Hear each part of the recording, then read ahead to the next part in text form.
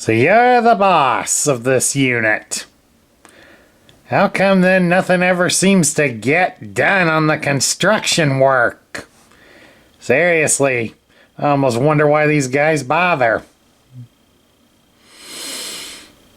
Don't you wave that shovel at me.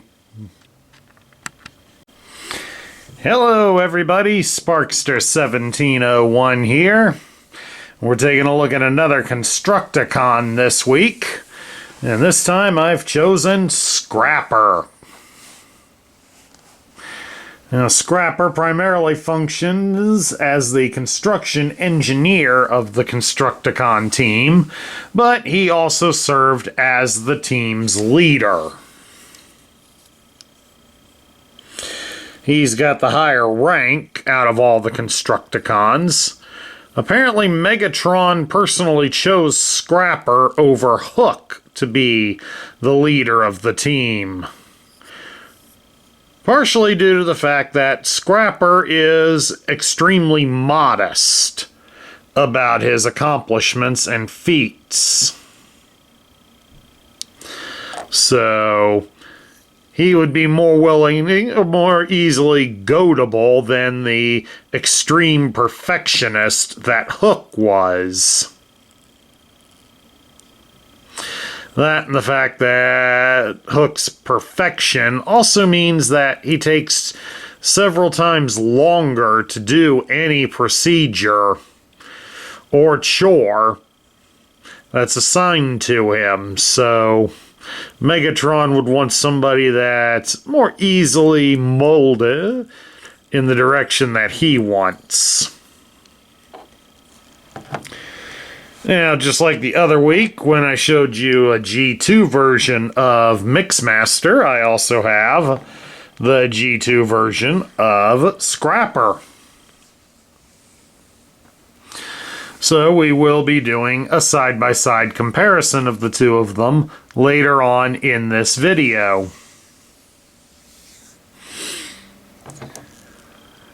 Now, Scrapper, like Mixmaster, is a leg component of Devastator. Scrapper forms the right leg, whereas Mixmaster forms the left leg. Their modern versions are going to be interesting, since they were originally intended to be deluxe class figures, but Hasbro upgraded them to Voyager class, so that apparently Devastator will have articulated ankles in this new, for this new toy. So definitely something to look forward to as the year goes on. I hope it will certainly be worth the hype. Now we're going to take a look here at Scrapper's accessories. We will start with his weapon, which the card contents list as a laser pistol. I think that's what all the Constructicons come with, is a basic laser pistol, so their guns aren't anything fancy, just a standard gun. And just like with Mixmaster, Scrapper's is molded in black, so there's very little to tell the difference between a G1 and a G2, because they use exactly the same mold. So that is something to watch out for. You can pretty much equip one or the other of them with that weapon.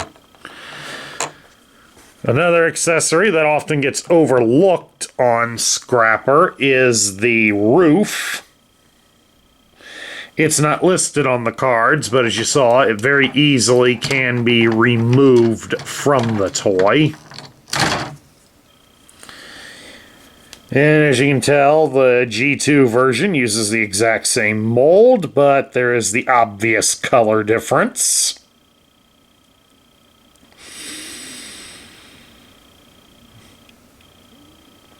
But you do have to watch out, because since the piece is removable, it is often one of the most commonly missing parts on loose Scrappers. And then lastly, we have this large piece The card contents refer to this as a super wing. This basically forms the chest plate on Devastator.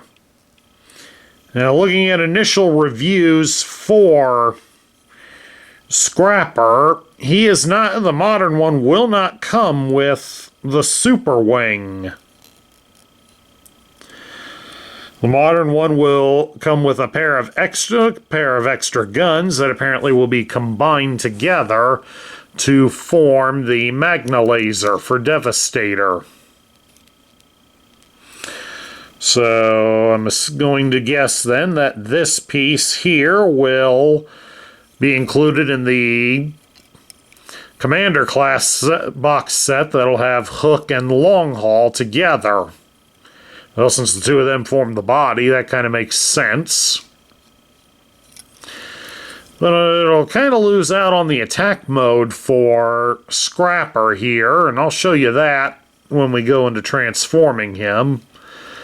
So that might be a bit of a disappointment for some, but we'll have to wait and see, because the pictures I'm looking at that I looked at online aren't exactly the best, so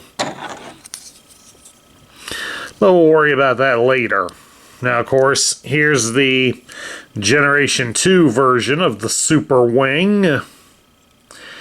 And it, like the Magna Laser on Mixmaster, it is done up in a lighter purple color than the Generation 1 version.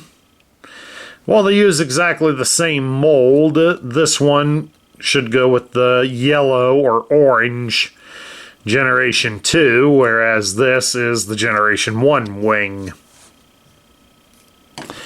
What's one downside with Scrapper is the fact that he can't hold all of his accessories.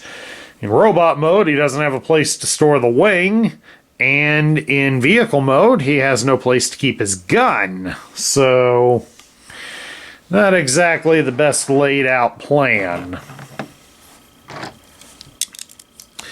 Now, of course, let's compare the two together, side by side. And they're pretty much the same. Nothing really was changed on the toy. I mean, yeah, my G2 one has stickers. For some reason, my parents were a little weird in the early years of the Transformers. Didn't get to put the stickers on them. I don't know why. Could be a number of reasons. I'd ask, but they probably don't remember, so that's not worth bothering over. And then, of course, like on Mixmaster, there is the stylized Generation 2 Decepticon logo on the bottom of the shovel. Don't really see much purpose in it, but hey, whatever works. And now we'll take a look here at Scrapper's articulation. The only thing he had was his arms, and you can only move his arms in 180 degrees. You can point them straight down, move them forward so that they'll go straight up, and that is it. They will not go over his backside. Of course, you can bend him at the knees, but again, like with Mixmaster, it doesn't really serve a purpose for displaying him. Now, to transform Scrapper into his alternate mode, as you'll notice, I've put the roof back in. We fold his arms down to the side. Come up here and move the shovel upwards a bit, so that way we can lower his head.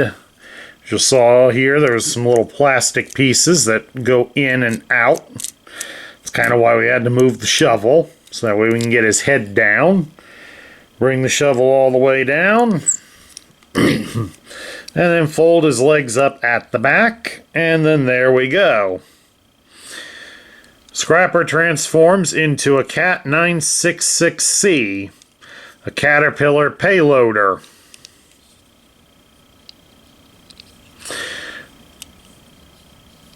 Of course, a year later, in the movies, we would see the best product put out by Caterpillar, the Power Loader featured in Aliens. Yes, according to the lore. Caterpillar made the power loader. They probably get tired of a lot of us fanboys coming over and wanting to know when they're going to make one for real. At any rate, how does Scrapper roll here on his wheels? You'll notice, probably can't tell it very well on the camera, but the shovel does not go down to the floor, so that's good. He won't drag it, but he rolls pretty good. Of course, he's got nice big wheels there. And of course, for attack mode, the Super Wing has 3 holes on the bottom. You just line up with the 2 lower ones. The guns go under the roof and press down, and there we go. And this looks rather silly. I mean, the roof is in the way of the guns, so in order to shoot the guns accurately, the roof's gotta go. There definitely appears to be some sort of exhaust port right here on the back, so theoretically, with enough thrust, he could probably fly.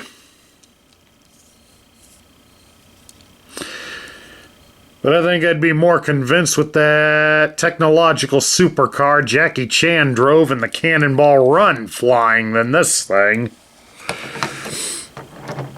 And supposedly that car did in the movie, but let's face it, we all know it's movie magic. But at any rate, here is the Generation 2 version, lined up side by side. And they are pretty much the same, except for maybe the minor detail of the stickers. But all in all, very impressive and very nice to see. Let's get the G2 one out of the way here so we can bring out the card backer. And we thought that Mixmasters was bad. This one's about as bad. I mean, let's face it, right down here would have been the robot, and up here would have been all the accessories. Go around to the back side, since there's not as much to cover with Scrapper as there was with Mixmaster, we get some bigger pictures. But again, we still don't get any mural for the year. Up at the top, we have the barcode, and then next to it is the robot points. He was worth 1 point. Then we get all the toys for Devastator, so you can see all the Constructicons. Scrapper is over here. He was number 3. Thankfully, the new versions we'll renumber them. Scrapper is number 1, befitting the fact that he is the Constructicon leader. And then down here we get a picture of Scrapper. It's a nice drawing. I kind of like this drawing. The modern toy should hopefully be able to pose like this. Then next up here we got all the pieces. The payloader, the Super Wing, and the gun. And of course a set of stickers. Notice they don't mention the roof. Then we see how to make him into an attack payloader. And then we start to transform him. And then, of course, put the decals on him and the wing. And how to read the tech spec and to save the robot points. Then down here at the bottom, we have his tech spec bio. It's done up in purple that shows he is a Decepticon. It lists him as a Constructicon. And the picture, of course, is done up to resemble the picture on the front of the package, which coincidentally is that picture too. It gives his name as Scrapper. His function is listed as Construction Engineer. And then it has a quote, supposedly from him, saying, "My work is a monument to and of my enemies. A wizard at designing fortresses and energy plants, but modest. Shows his true malevolent genius by incorporating defeated Autobots into his building structures. So it also says this guy's a little sick. Shovel can slice through 12-inch thick carbon steel and lifts 30 tons. As right leg and part of torso, combines with fellow Constructicons to form giant robot Devastator. So again, for whatever reason, the Constructicons come off as rather twisted characters. We've reviewed 2 of them this month, and both of them are a little sadistic in what they'll do with living organisms. Or in the case of Scrapper here, he's not too proud to throw in a dead Autobot's body into the structure of whatever he's building. These guys are twisted. Then we come over here to their tech spec grid. Normally you would need to lay a decoder over this, but I can read it pretty well. It gives his strength as 8. His intelligence is also 8, so he is rather smart. His speed is 4. His endurance is 7. His rank is 5. His courage is also 5. His firepower is 3, so that gun really is a pea shooter. And his skill is 8, so he's pretty good at his designs. So now we get to my thoughts. What do I think of Scrapper? Well, I think Scrapper is an interesting character. It's a pity they didn't really play off a lot of his sadistic tendencies in a lot of the other media, but that was probably for a good thing. But the cartoon did show off some of his modesty a bit. And of course with that makes him a rather interesting character, especially to be a Decepticon. As we've seen in a lot of them, many of the Decepticons usually let their egos get the better of them in thinking of how grand and glorious they are, when in reality, many of them don't have enough to back it up. So it is a nice change to have a guy that's a little bit more on the modest side. The toy, however, for the Generation 1, it's not really anything to get excited over. I hate to say it like that, but for Scrapper, it kind of hurts him a bit. You get less articulation on him than what we saw with Mixmaster, and that'll probably be an issue on at least one other one, if my memory is right. I think one other one also has some poor articulation. And the attack mode, unfortunately, is pretty dumb.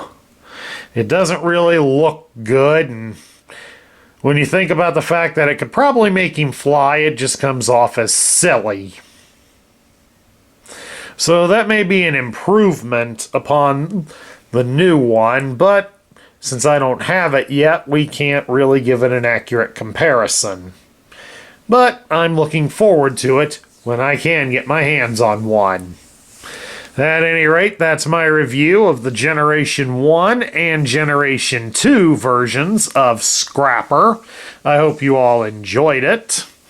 Please do remember that if you love the content we feature here on this channel, Larry and I would certainly appreciate a like, share, comment, and subscribe. This is Sparkster1701 saying I'll catch you all later.